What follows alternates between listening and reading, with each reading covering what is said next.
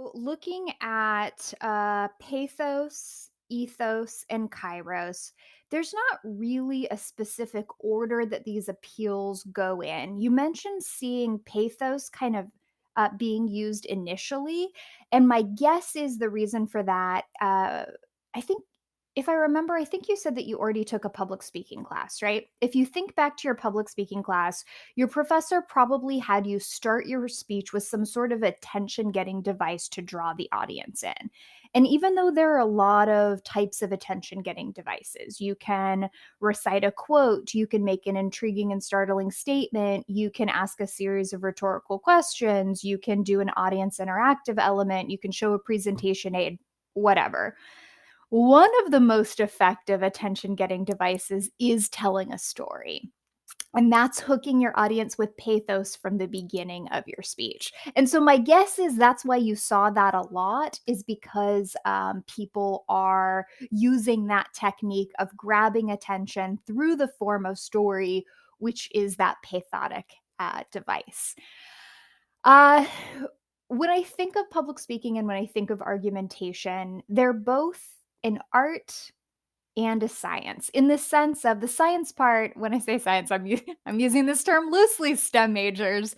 There are some specific strategies that we have researched and that we know work effectively. And so, like, the Toolman model is what I think of as more sciency with regards to argumentation. Like, here is a strategic approach to building your argument. It's a formula, follow it. It will probably have effective results for you. Then there's the art part of it, the creative part of it. And that's what I think your pathos, where you use your ethos, and then the kairos comes in. So when I'm thinking about a speech, let's do a speech.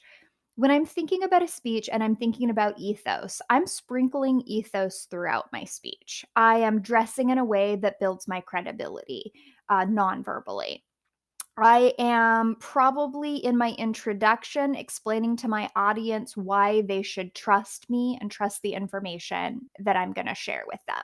Throughout my speech, I'm building my credibility or continuing to build my credibility through my delivery and then also through my citation of expert sources who will then boost my credibility further.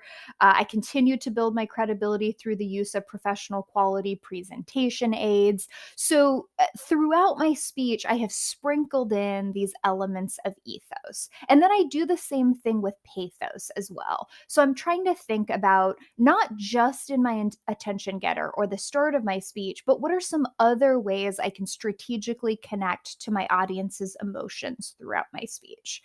And then kairos, if I'm building a speech, I'm thinking about a couple things. For audience connections, I'm thinking about what is happening in the audience's life right now that I can connect to this topic to show relevance. So I'm trying to do that throughout my speech. I start that process in the introduction, I continue that process in the speech body, and then I uh, finish that up in the conclusion. So it's not really like the Toolman model where there's a pattern that we can use and follow. It's not like writing a speech where there's a pattern where there's 5 elements in a strong introduction, 3 to 5 main points, 3 elements in a strong conclusion. It's not like that. It's more about looking at your argument or looking at the speech that you're creating or looking at the essay that you're writing and asking yourself, when would each of these artistic proofs benefit my audience? And when would they help me develop and enhance my speech in a way that's effective for the message that I'm presenting? So if you're looking for an easy answer, there's no easy answer. Uh, but the more you do this, the more you get that kind of internal compass about when to use each of these artistic proofs in your writing.